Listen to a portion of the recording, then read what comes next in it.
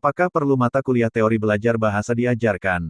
Melalui teori-teori belajar dan pembelajaran ini, guru pintar akan dapat memahami bagaimana siswa belajar dan kemudian menghubungkan prinsip dan hukumnya dengan teknik mengajar untuk mencapai pembelajaran yang tidak hanya menarik dan bermakna, tetapi juga berkesan bagi siswa.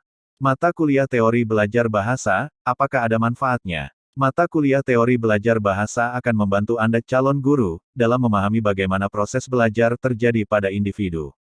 Sehingga dengan pemahaman tentang teori belajar tersebut akan membantu guru atau mahasiswa calon guru untuk menyelenggarakan proses pembelajaran dengan baik, efektif, dan efisien. Guru atau calon guru perlu menguasai teori belajar bahasa karena pengaruhnya besar pada anak didik. Agar para guru memiliki dasar-dasar yang luas dalam hal mendidik, sehingga murid bisa bertambah baik dalam cara belajarnya. Tujuan perkuliahan teori belajar bahasa.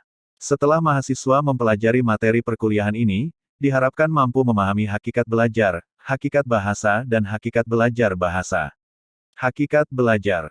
Hakikat belajar adalah suatu proses usaha yang dilakukan secara sadar dan terus-menerus melalui bermacam-macam aktivitas dan pengalaman guna memperoleh pengetahuan baru sehingga menyebabkan perubahan tingkah laku yang lebih baik. Apakah belajar adalah perubahan tingkah laku? Perubahan perilaku yang diperoleh dari proses belajar cenderung menetap dan menjadi bagian yang melekat dalam dirinya. Misalnya, mahasiswa belajar mengoperasikan komputer, maka penguasaan keterampilan mengoperasikan komputer tersebut akan menetap dan melekat dalam diri mahasiswa tersebut. Apakah semua perubahan tingkah laku disebut belajar? Belajar dalam pengertian lain yakni proses perubahan perilaku seseorang. Akan tetapi, dari pengertian belajar tersebut, tidak semua proses dalam hidup manusia yang mengalami perubahan dapat dikatakan belajar. Seperti halnya pertumbuhan fisik seseorang yang mengalami perubahan tidak termasuk dalam kategori belajar. Perubahan tingkah laku yang bukan hasil belajar. Contoh, anak Anda berubah dari tidak bisa berjalan menjadi bisa berjalan. Anak tersebut tidak membutuhkan teknik-teknik berjalan. Secara instinktif, dia bisa berjalan ketika sudah tiba waktunya. Hakikat bahasa. Menurut Krida Laksana dan Joko Kencono, bahasa adalah sistem lambang bunyi yang arbitrer yang digunakan oleh para anggota kelompok sosial untuk bekerja sama, berkomunikasi, dan mengidentifikasikan diri. Hakikat bahasa dilihat dari sifat, fungsi, dan keistimewaan bahasa sebagai alat komunikasi manusia. Bahasa sebagai sebuah sistem lambang bunyi yang arbitrer, konvensional, produktif, dinamis, unik atau beragam, dan bersifat manusiawi. Mengapa bahasa dikatakan sebuah sistem?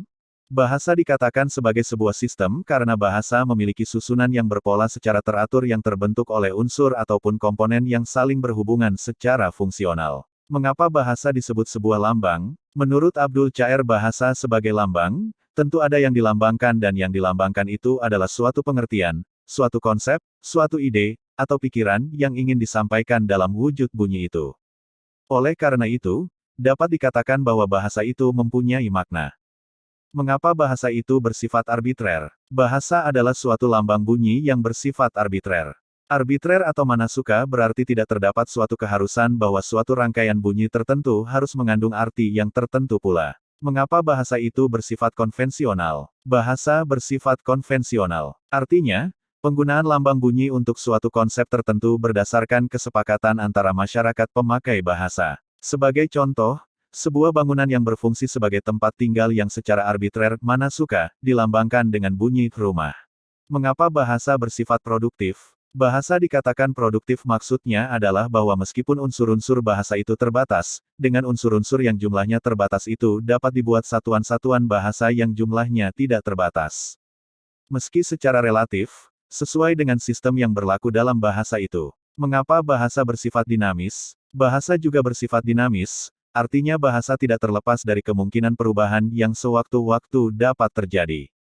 Perubahan itu bisa terjadi pada tataran fonologis, morfologis, sintaksis, semantik, dan leksikon. Mengapa bahasa bersifat unik beragam? Bahasa dikatakan memiliki sifat yang unik karena setiap bahasa memiliki ciri khas sendiri yang dimungkinkan tidak dimiliki oleh bahasa yang lain. Ciri khas ini menyangkut sistem bunyi, sistem pembentukan kata, sistem pembentukan kalimat, dan sistem-sistem lainnya. Mengapa bahasa bersifat manusiawi? Bahasa disebut manusiawi karena bahasa menjadi berfungsi selama manusia yang memanfaatkannya. Sebagai makhluk sosial, manusia berinteraksi, berkomunikasi dengan manusia lain.